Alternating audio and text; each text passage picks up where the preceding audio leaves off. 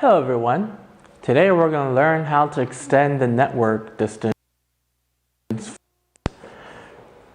So first of all, we know that IP devices are really common nowadays, and the IP devices require both data and power to function properly. Well, PoE technology can help us solve this demand really easy. We have PoE technology which helps us transmit power and data through one single Ethernet cable. So it's like one Ethernet cable can solve both questions.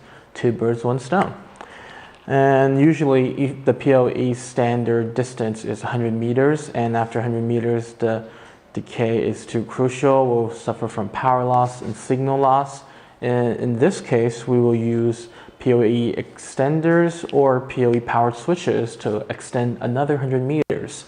This is really common and used, and most people do use this technique to get another 100 meters of network distance.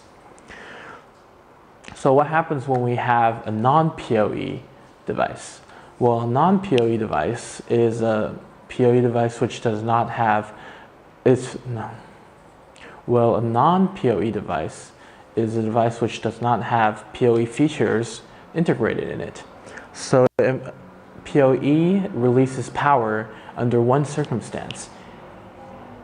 It recognizes the other device that is connected to it. It will send out a signal and asking, like a power handshake. And only if the other device is PoE enabled, it will respond to the signal, and then these two can come at agreement, and we will send the right exact amount of power voltage for that IP device. In this case, non-PoE devices don't have this functions. They can't power handshake. Can they connect to PoE devices? The answer is yes, but no power, only data for them.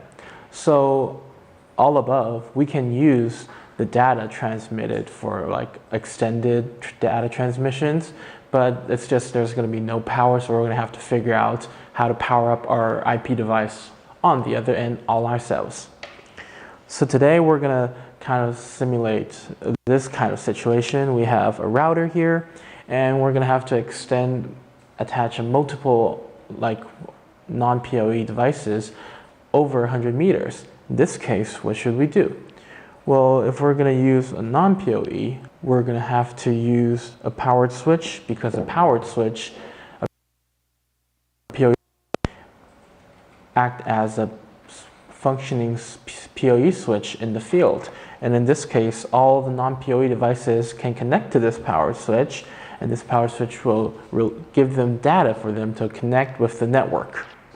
Although the powered switch will also need a little amount of power to work and make it self-functional, so we're going to add an injector to the powered switch.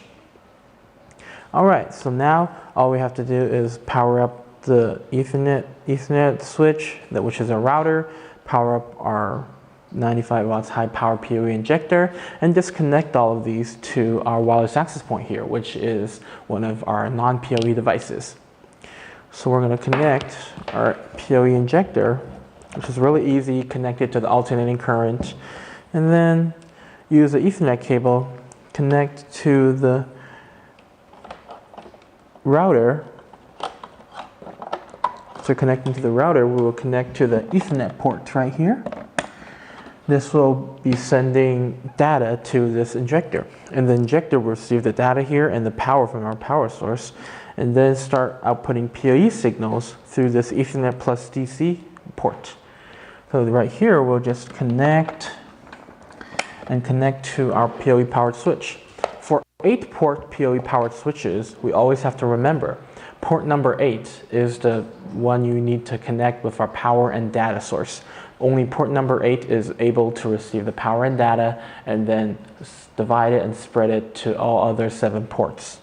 So we connected to port number 8, and you shall be seeing the power indicator on shortly.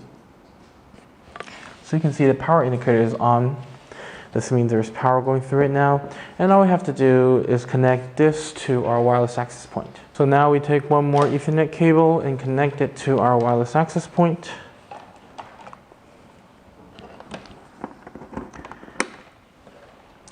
we can see there is data going through right now. So this thing is receiving the data from our PoE-powered switch, and this is a really easy setup for you guys. And also, all these 7 ports can connect to like laptops, other access points, all kinds of non-PoE devices, and we can also, you know, connect it with our computer, and even if we have like a PoE device on this end, like an IP camera, we can use this as a PoE port as well. So thank you guys for watching today. If you guys have any more questions, please leave them at the section below. I'll see you guys next time. Goodbye.